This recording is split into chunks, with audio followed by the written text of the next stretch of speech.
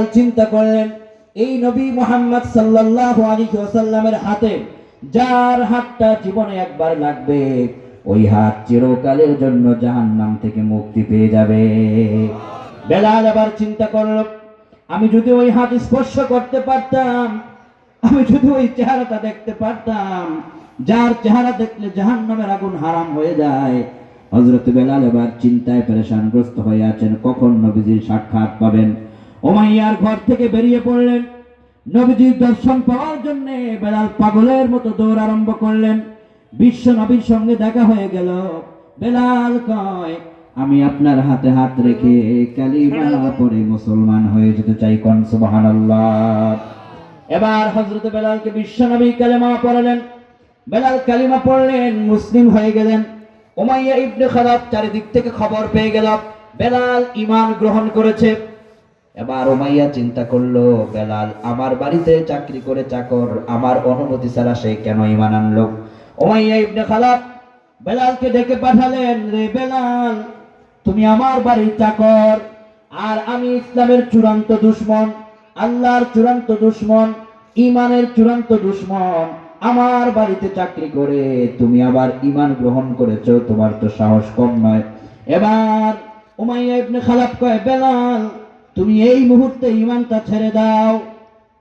বেলাল চাকর মানুষ, বেলালের বেতন ছিল মাত্র 3 দিরহাম, 3 রিয়াল, বাংলায় 90 টাকার মতো টাকা। হযরত বেলালের এই চাকরি।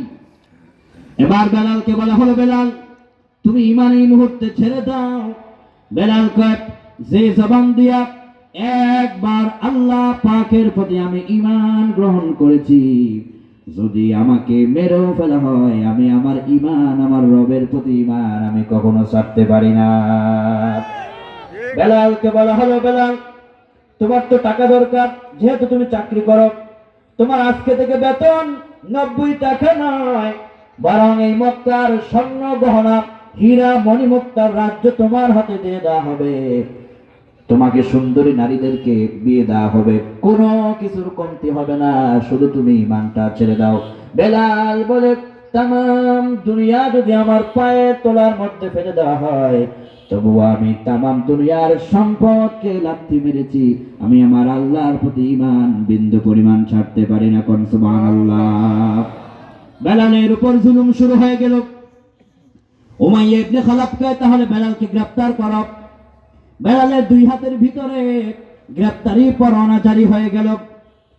পৃথিবীর ইতিহাস সাক্ষী, যারা হকের পক্ষে লড়াই করেছে, কোরআনের পক্ষে লড়াই করেছে, দুনিয়া সাক্ষী, আল্লাহর কোরআনের জন্য কখনো কখনো তাদের হাতে জেলখানার কড়া পড়তে হয়েছে।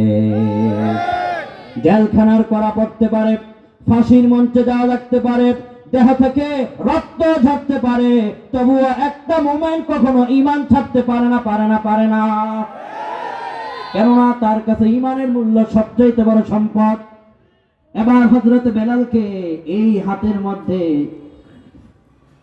কারাবন্দি করে তাকে নিয়ে যাওয়া হচ্ছে, আর বলা হচ্ছে, বেলাল এখনো সময় আছে, তুমি ঈমান ছেড়ে দাও। কারাগারে নিক্ষেপ করা হলো। বেলাল কারাগারে যায়। বেলাল শুধু একটা কথাই বলে, আহাদ আহাদ, আমার আল্লাহ এক, আমার আল্লাহ এক, আল্লাহু আকবার। বেলাল তীব্র কণ্ঠে আল্লাহ পাকের ঈমানের স্লোগান দেয় সেই জেলখানার ভিতরে। এবার হযরত বেলালকে কয়েকদিন কারাগারে রাখার পরে হযরত বেলাল রাদিয়াল্লাহু আনহুকে কারাগার থেকে তাকে বের করা হলো।